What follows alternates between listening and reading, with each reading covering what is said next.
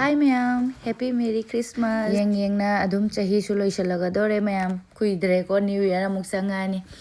Ado agi vlog se mayam hojik se afternoon. Pung ama tarakadore aina tan haurisina ayuk da khoi breakfast se tan paratha chagi bagi ata khar lemma le hawani ba. Ado duna ina tan se piktek na ni khak sem to pani paru ga sonu ga chagadra ina. Ado ngase de sangol che ni na hawai am thonge kobi ngauba ka ngauba maga. Ado smai ta akhoi gi lunch hawai thongba. Paru tan jaro ero. Ha. Paru tan jaro ero.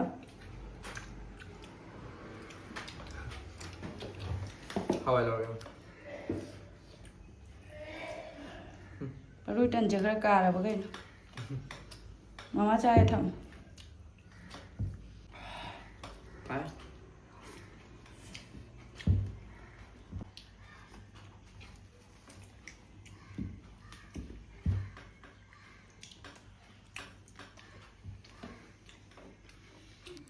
Pung ama chap chan tare agi se kitang di fast chatle aduga ngasi se nungsa phajana thokte ngasi tanate nahan gi nungthin dagi ni nungsa sing thi nungai na thokdaba ai se ngasa ayuk te gi block hoge di khalam bani aba ko tanna kangba charaga mathak da sabji akoi gi banata bi keno se taroga nungsa mathak da pham chaba dagi hoge na ado nungsa amatta thokhidre ngasi se ngama tara bawda nungsa sendi nungain thoktre angangi suti ga leire weather siga phaijup chingala tumna le de nungai hojiba mam hado kayum budi kanam na ngangni ngai budi leite do hipchan na leibe sisu isa nungai te chak tok paloira ga aina dum ngasi de Christmas numit ki cake khauge to wani sem ge na ne ada cake se ye ngasi di sangol che ni na yerum ga di hap tre ngasi milk cake oina semage mamang de so ina video me am hapcha gra bani na ai aidi maida ka ke lobadu di me am de su uttere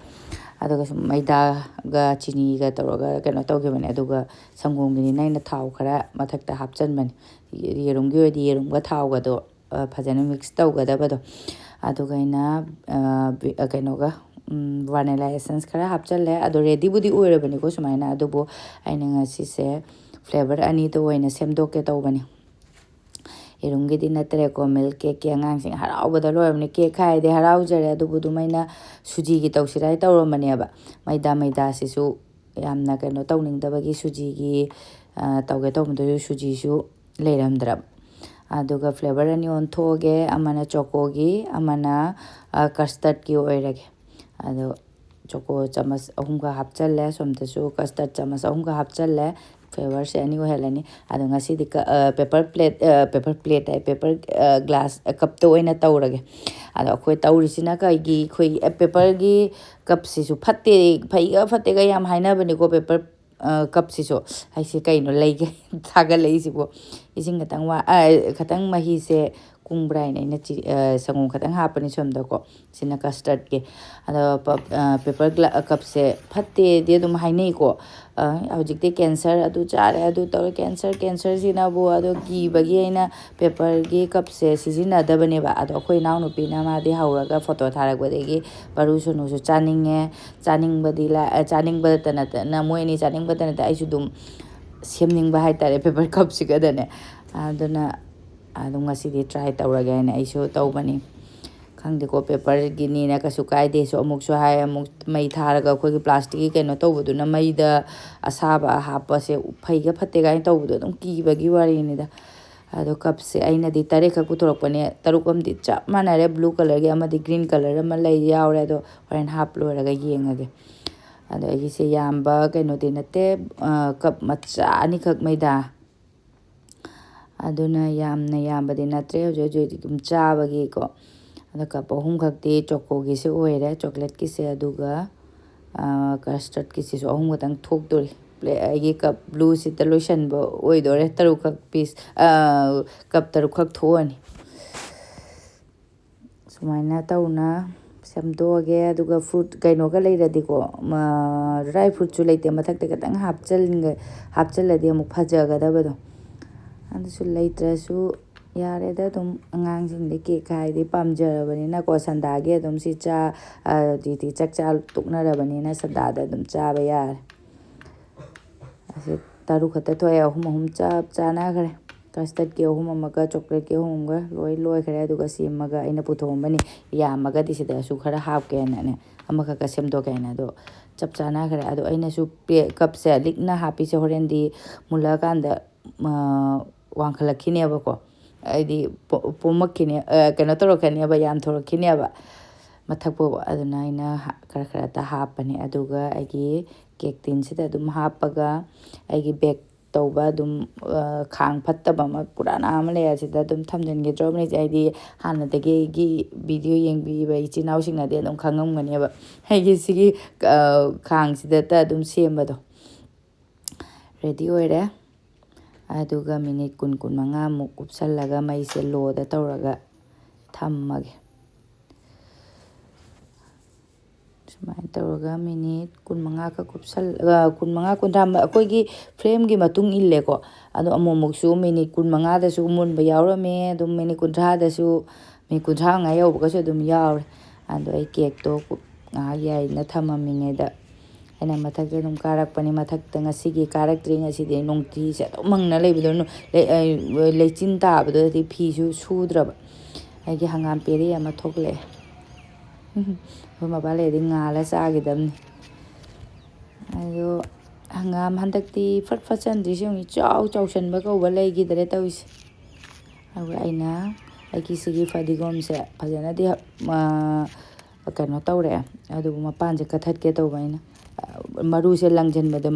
ꯃꯅꯨꯡ ꯌꯧꯈꯔꯦ ꯑꯗꯨꯅ ꯃꯅꯨꯡꯗꯒꯤꯁꯨ ꯍꯧꯔꯛꯑꯒ ꯃꯈ꯭ꯋꯥꯡ ꯇꯦꯛꯊꯣꯛꯉꯦꯀꯣ ꯄꯥꯝꯕꯤ ꯃꯆꯥꯁꯤꯡꯁꯦ ꯃꯉꯛꯁꯝ ꯂꯤꯊꯣꯔꯛꯄꯒꯤ ꯇꯥꯏꯞꯇ ꯇꯧꯔꯦ ꯑꯗꯨꯅ ꯑꯩꯅ ꯁꯤꯁꯦ ꯈꯔ ꯀꯛꯊꯠꯀꯦ ꯇꯧꯕꯅꯤ ꯁꯣꯟ ꯁꯥꯏꯠꯀꯤꯗꯤ ꯆꯞ ꯆꯥꯈ꯭ꯔꯦ ꯑꯗꯨꯒ ꯁꯣꯟ ꯁꯥꯏꯠꯀꯤꯁꯤꯃ ꯃꯔꯛꯇꯒꯤ ꯍꯧꯔꯛꯄ ꯀꯩꯅꯣ ꯇꯧꯔꯛꯄꯁꯤꯅ ꯑꯩꯅ ꯁꯨꯃꯥꯏꯅ ꯀꯛꯊꯠꯄꯤꯕꯅꯤ ꯅꯣꯡꯗꯤꯒ ꯃꯪꯉꯦ ꯑꯉꯥꯡꯁꯤꯡ ꯁ꯭ꯀꯨꯜꯁꯨ ꯆꯠꯇ꯭ꯔꯕꯅꯤꯅ ꯃꯌꯥꯝ ꯉꯁꯤꯗꯤ ꯊꯕꯛꯀꯁꯦ ꯑꯝꯇ ꯂꯩꯇ꯭ꯔꯕꯣꯏ ꯈꯜꯂꯦ ꯑꯗꯣ ꯐꯃꯨꯡꯗ ꯂꯩꯁꯟꯕꯁꯤꯁꯨꯀꯣ ꯐꯣꯟ ꯅꯝꯅ ꯂꯩꯕꯁꯤꯁꯨ ꯑꯗꯨꯝ ꯏꯁꯥꯁꯦ ꯇꯟꯗꯅ ꯀꯩꯅꯣꯝ ꯇꯧꯅ ꯂꯩꯌꯦꯕ ꯑꯗꯨꯒꯤ ꯉꯥꯛꯇꯪ ꯅꯣꯝꯗꯣꯛ ꯅꯣꯝꯖꯤꯟ ꯃꯊꯛꯁꯤꯗ ꯉꯥꯏꯍꯥꯛ ꯍꯟꯒꯠ ꯍꯟꯗ ꯆꯠꯊꯣꯛ ꯆꯠꯁꯤꯟ ꯇꯧꯗ꯭ꯔꯒꯗꯤ ꯑꯩꯅ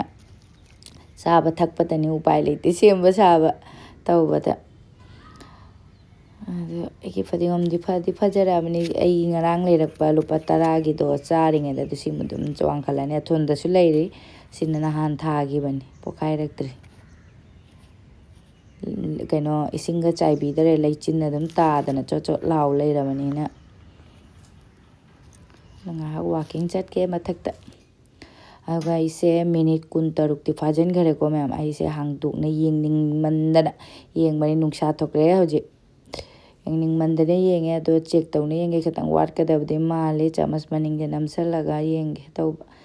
ꯑꯁ ꯑꯣꯏꯃꯥꯁꯤꯗꯤ ꯊꯝꯗ ꯌꯥꯔꯣꯏ ꯀꯩꯅꯣ ꯇꯧꯔꯦ ꯃꯅꯤꯡꯗ ꯄꯛꯏꯌꯦꯕ ꯅꯝꯁꯜꯂꯨꯕꯁꯤꯗ ꯑꯗꯨꯅ ꯃꯤꯅꯤꯠ 10ꯃꯨꯛꯇꯪꯒ ꯑꯃꯨꯛꯇꯪ ꯃꯩꯁꯦ ꯈꯤꯇꯪ ꯍꯥꯏꯗ ꯊꯝꯃꯒ ꯌꯥꯏꯁꯟꯗ꯭ꯔꯗꯤ ꯌꯥꯔꯣꯏ ꯌꯦꯡꯉꯨꯅꯦ ꯆꯣꯠꯂꯒ ꯊꯣꯛꯂꯛꯏ ꯌꯦꯡꯉꯨ ꯃꯅꯨꯡꯗ ꯃꯨꯟꯗ꯭ꯔꯤꯕꯅꯤꯅ ꯑꯗꯨꯒ ꯃꯤꯅꯤꯠ 10ꯃꯨꯛ ꯊꯝꯕ ꯃꯇꯨꯡꯗ ꯑꯩꯅ ꯑꯃꯨꯛ ꯌꯦꯡꯕꯗꯗꯤ ꯌꯥꯔꯃꯥꯜꯂꯦ ꯈꯜꯂꯤ ꯐꯖꯅ ꯃꯨꯟꯓꯜꯂꯦ ꯑꯗꯨꯁꯨ ꯆꯦꯛ ꯇꯧꯅ ꯑꯝꯇꯪꯗꯤ ꯌꯦꯡꯒꯦ ꯍꯟꯗꯛꯇꯤ ꯑꯝꯇ ꯅꯄꯛꯇ꯭ꯔꯕꯅꯤꯅ ꯌꯥꯔꯦ ꯃꯅꯝꯅꯁꯨ ꯂꯣꯏꯔꯦ ꯇꯧꯔꯤꯕ ꯃꯣꯏ ꯑꯅꯤꯁꯤꯅ ꯆꯥꯛ ꯇꯨꯛ ꯂꯣꯏꯔꯒꯁꯨ ꯇꯨꯝꯗꯦ ꯇꯤꯚꯤ ꯌꯦꯡ ꯂꯩꯊꯣꯛꯈ꯭ꯔꯦ ꯁ꯭ꯀꯨꯜ ꯕꯟ ꯂꯩꯕꯗꯒꯤ ꯁ꯭ꯀꯨꯜ ꯕꯟ ꯂꯩꯔꯕꯅꯤꯅ ꯉꯥꯏꯍꯥꯛ ꯂꯩꯒ ꯆꯥꯛ ꯂꯥꯝꯃꯦ ꯃꯕꯨꯛ ꯂꯥꯝꯃꯦ ꯑꯗꯨ ꯆꯥꯅꯤꯡꯉꯤꯁꯤꯅ ꯑꯅꯤꯁꯤꯅ ꯑꯗꯣ ꯀꯦꯛ ꯍꯧꯕꯤꯔꯕꯅꯤꯅ ꯍꯔꯥꯎꯖꯔꯦ ꯇꯧꯔꯤꯁꯦ ꯃꯨꯜꯂꯕꯅꯤꯅ ꯊꯥꯡꯊꯔꯒꯦ ꯒꯤꯁꯦ ꯏꯪꯍꯜꯂꯒ ꯍꯧꯖꯤꯛꯇꯤ ꯆꯥꯛ ꯇꯣꯛ ꯂꯣꯏꯔꯛꯄꯅꯤꯅ ꯆꯥꯅꯤꯡꯉꯔꯣꯏ ꯁꯟꯗꯥ ꯑꯗꯨꯝ ꯆꯥꯅꯕꯒꯤ ꯑꯩꯅ ꯆꯥꯒ ꯊꯛꯄ ꯌꯥꯔꯦ ꯃꯣꯏ ꯑꯅꯤꯗꯤ ꯑꯗꯨꯝ ꯆꯥꯖꯈ꯭ꯔꯅꯤ ꯁꯪꯒꯣꯝꯒ ꯈꯪꯗꯦ ꯑꯃ ꯈꯪꯗꯦ ꯍꯧꯖꯤꯛꯇꯤ ꯁꯥꯔꯤ ꯍꯣꯔꯦꯟ ꯉꯥꯏꯍꯥꯛ ꯏꯪꯊꯔꯒ ꯂꯧꯊꯣꯛꯑꯒ ꯌꯦꯡꯍꯟꯖꯔꯒꯦ ꯃꯨꯜꯂꯦ ꯐꯖꯅ ꯃꯅꯨꯡ ꯌꯧꯕ ꯃꯨꯜꯂꯝꯃꯅꯤ ꯁꯨꯃꯥꯏꯅ ꯌꯦꯡꯕꯁꯤꯗꯗꯤꯀோ ꯏꯅꯥꯎꯅꯨꯄꯤꯅ ꯐꯣꯇꯣ ꯊꯥꯔꯛꯄꯗꯨꯗ ꯉꯥꯡꯉꯅꯤꯁꯤꯅ ꯉꯥꯎꯖꯈꯤꯕ ꯑꯩꯅ ꯀꯤꯕꯒꯤ ꯀꯞꯁꯤꯗꯀꯣ ꯇꯧꯗꯕ ꯏꯪꯍꯜꯂꯒꯦ ꯉꯥꯏꯍꯥꯛ ꯑꯗꯨꯒ ꯃꯣꯏ ꯑꯅꯤꯁꯦ ꯇꯨꯝꯃꯦ ꯍꯥꯏꯔꯒ ꯍꯧꯖꯤꯛ ꯀꯦꯛ ꯆꯥꯔꯒꯦ ꯍꯥꯏꯅ ꯄꯥꯔꯨꯅ ꯅꯪꯗ꯭ꯔꯦ ꯑꯆꯧꯕꯁꯤꯁꯨ ꯄꯨ ꯂꯥꯛꯑꯦ ꯌꯦꯡꯉꯨ ꯇꯧꯔꯤꯁꯦ ꯌꯦꯡꯉꯨꯅꯦ ꯑꯗꯨꯒ ꯃꯅꯝꯒ ꯅꯝꯈꯠꯈ꯭ꯔꯦ ꯚꯅꯤꯂꯥ ꯑꯦꯁꯦꯟꯁꯁꯦ ꯃꯅꯝ ꯀꯩꯅꯣ ꯇꯧꯕꯅꯦꯕ ꯅꯨꯡꯁꯤꯌꯦꯕ ꯑꯗꯨꯅ ꯀꯦꯛꯀꯤ ꯃꯅꯝꯗꯣ ꯊꯣꯛꯂꯛꯄꯅꯤꯅ ꯅꯣꯏꯅꯤꯃꯛ chocolate ꯆꯥꯅꯤꯡꯉꯤꯔꯣ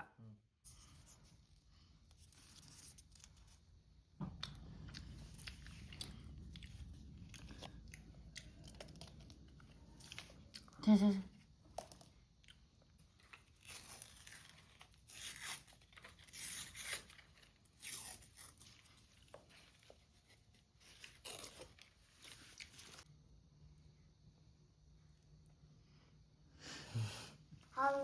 anh sẽ trả lại.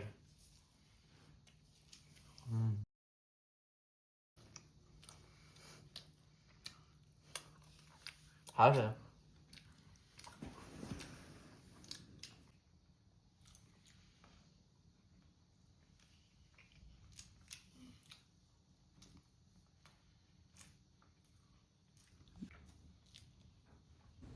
Moi ni su cha bu ba de ai su test tau ni nge ai su ma ka cha lo lo ge khan ba de su se kai ra ga tham ma ge cha lo la ga cha ga tha ni di ing ma se da ko cha ga cha so dum thak ning na ta le ai ga moi ni se wok tre am du ga mu custard ki si mo moi ni se ge na ra pi ra ge ai ka no tau ra ga khai do ga amana chawre amana piena momuk tawrani sonu budi chawre bena gyan ta budi kem taw de paruni magi chawri ka pi ga tawrak tuini Happy Merry Christmas ma'am. Hayo. Ma'am. cake di jathok lo gara hojik ningjang ai Cake chare mamang na di hyhoudre. Bye bye ma'am. Video se lesson jarage atoba video da thengnerasi ma'am. Bye bye.